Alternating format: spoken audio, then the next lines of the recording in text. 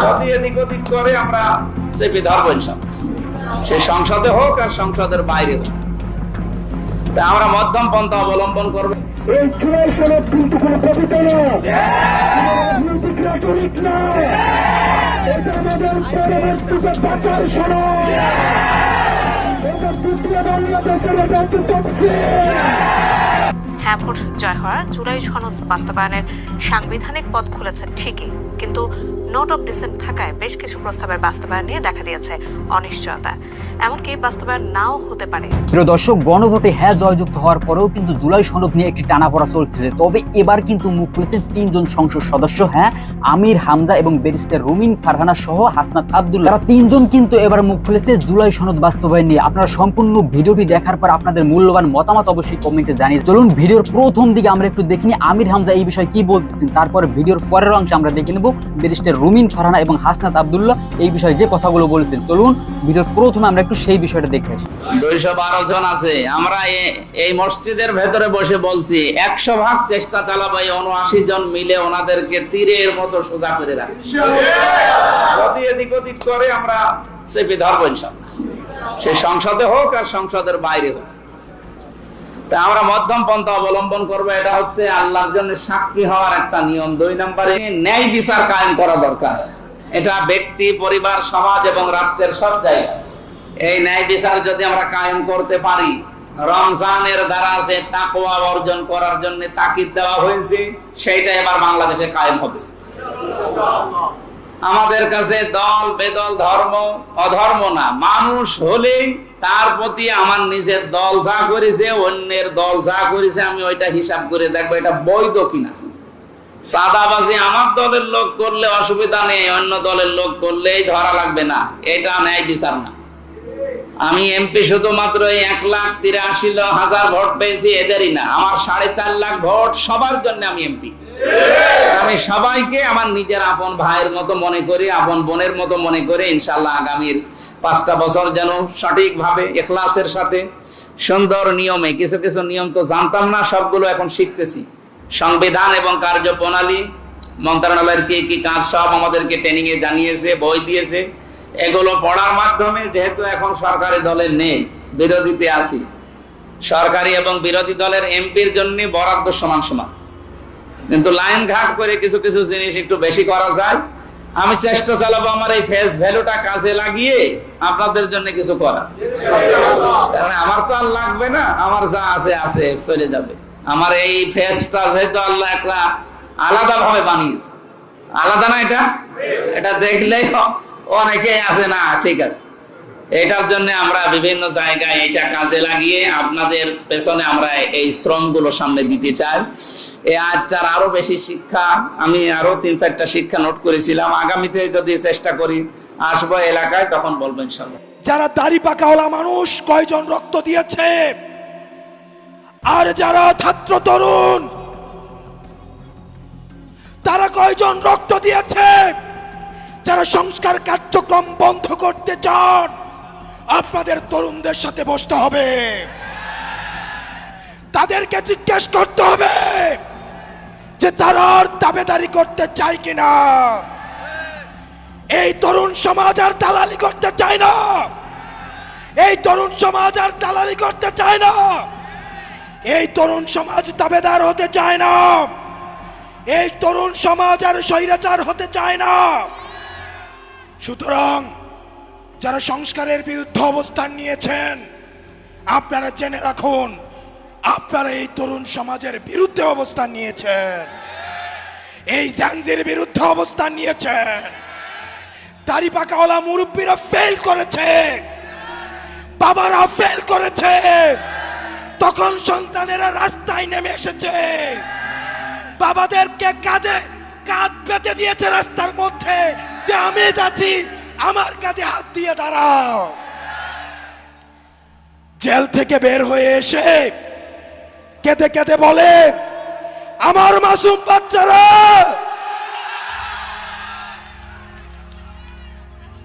আমরা কি জানি না গত 16 বছর আপনাদের ব্যাংক কেমনে ছিল,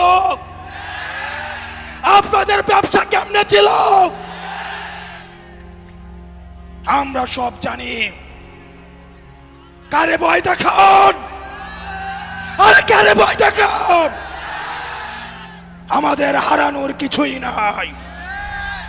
আমাদের ব্যাংক নাই, আমাদের লুটপাটের ব্যাংক নাই যেটা আমরা হারাবো। আমাদের শুধু আছে ভালোবাসা মানুষের।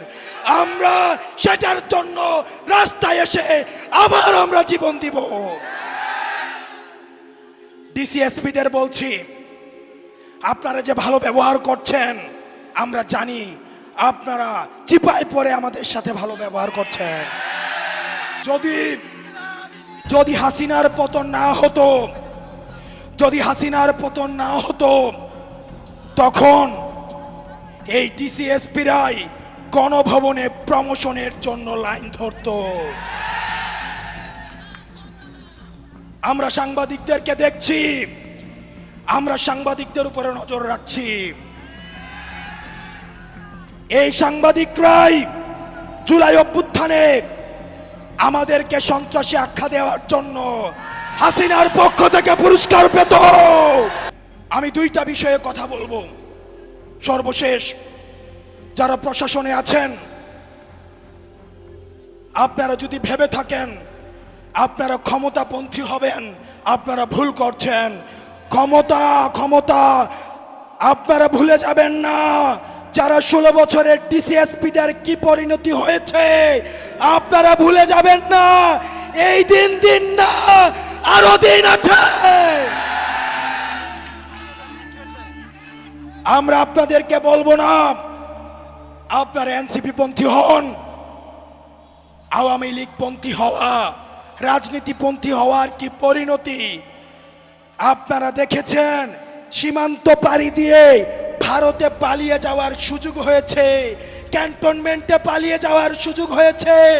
এই ডিসিএসপিদের আর বাংলাদেশে যদি কেউ স্বৈরাচারের পক্ষে অবস্থান না, এই বাংলাদেশে আর কোথাও, এই পুরো বাংলাদেশে তার আর জায়গা হবে না। সাংবাদিকদেরকে বলবো, বসুন্ধরার সাংবাদিকরা,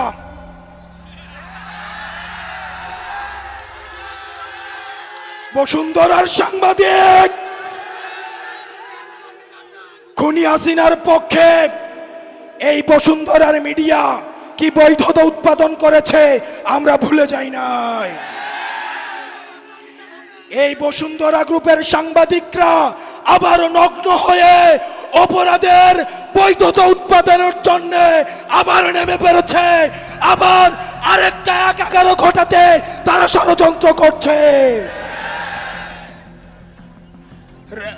রাষ্ট্রের এজেন্সিরা যারা রয়েছেন, বাংলাদেশের যারা গোয়েন্দা সংস্থা আছেন, তারা জানে না বিদেশে বাংলাদেশের বিরুদ্ধে কি ষড়যন্ত্র হয়। তারা জানে না বাংলাদেশের সার্বভৌমত্ব ঝুঁকিতে ফেলার জন্য কি ষড়যন্ত্র হয়। তারা যেটা করে, তারা ক্যান্টনমেন্টে বসে বসে রাজনৈতিক দল খোলে। তারা এই দলের বিরুদ্ধে আরেকটা দলকে লাগিয়ে দেয়, তারা এক নেতার বিরুদ্ধে আরেক নেতাকে লাগিয়ে দেয়। আপনারা বাংলাদেশের গোয়েন্দা সংস্থা, আমরা আপনাদেরকেও দেখছি। আপনারা এখানে যারা রয়েছেন, সংস্কার না হওয়া পর্যন্ত আমরা ক্ষমতার জন্য আন্দোলন করি নাই। এই প্রজন্ম ব্যাট হাতে যেই ছেলেটা এসছে, সন্তানকে নিয়ে যেই মাটা এখানে এসছে, যেই ছেলেটা প্রাইভেট থেকে খাতা কলম নিয়ে স্লোগানে এসছে, তারা ক্ষমতার জন্য রাজপথে নামে না। আমি এটুকুই বলবো যে দীর্ঘ 17 বছর পর বিএনপি রাষ্ট্র পরিচালনার দায়িত্বে এসছে। বিএনপি যদি তার নেতা কর্মীদেরকে লোকাল লেভেলে কন্ট্রোল না করে এখনই, এর পরিণতি ভয়াবহ রকম হবে। এবং যেহেতু দীর্ঘ 15 বছর একটা লম্বা সময় বিএনপির নেতা কর্মীরা নানান ভাবে চাপে ছিল, লুকিয়ে থাকতে বাধ্য হয়েছে, তারা যখন এরকম একটা ভয়ঙ্কর হিংস্রতা নিয়ে পলিটিক্যাল পদের ব্যবহার করার চেষ্টা করে, এটা আমার মনে হয় দলের উঁচু পর্যায় থেকে বিষয়টি মনিটর করা এবং তাৎক্ষণিক ব্যবস্থা নেওয়া না হলে এটা দলের জন্য ভীষণ ক্ষতিকর হবে এবং সরকারের ভাবমূর্তিও ক্ষুণ্ণ হবে। সরকার মাত্রই এসছে, আমি আশা করব যে বিএনপি সরকার এবং দল হিসেবে এই ধরনের উচ্ছৃঙ্খল নেতা কর্মীদের ব্যাপারে তড়িৎ ব্যবস্থা নেবে। সো বিএনপি কে এখনই যদি নিজেদের কন্ট্রোল না করে বিএনপি, এর পরিণতি ভয়াবহ। আমি এটুকুই বলবো। এটা একেবারে পূর্ব পরিকল্পিত হামলা এবং উপজেলার নেতারা, এবং সেখানে কিন্তু উপজেলার প্রেসিডেন্ট সেক্রেটারি ছিল না।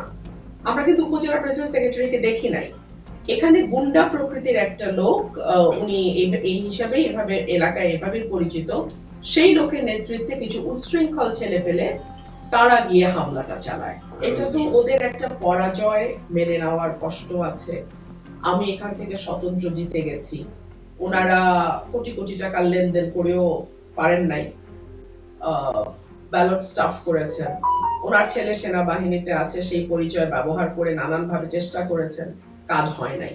দেখুন, যখন সরকারি দলের নেতা কর্মীরা এরকম ভয়াবহ ভাবে তাণ্ডব চালায়, তখন আসলে 5-10 জন পুলিশ কিন্তু সেটা কন্ট্রোল করতে পারে না, চাইলেও পারবে না। সো এটা খুব মানে ভয়াবহ পরিস্থিতি তৈরি হয়েছে। সার্টেনলি বিচার চাই, বিচার চাই মানে বিচার করব। তার অভিযোগ হচ্ছে আপনি আওয়ামী লীগের নেতাকর্মী নিয়ে খুঁজতে গেছেন, এই ব্যাপারে কি বলবেন? প্রথমত এটা সত্য না, দ্বিতীয়ত যদি যাই তো তো তো সে পারবে? এই তাহলে এই সরকারের ক্যারেক্টার?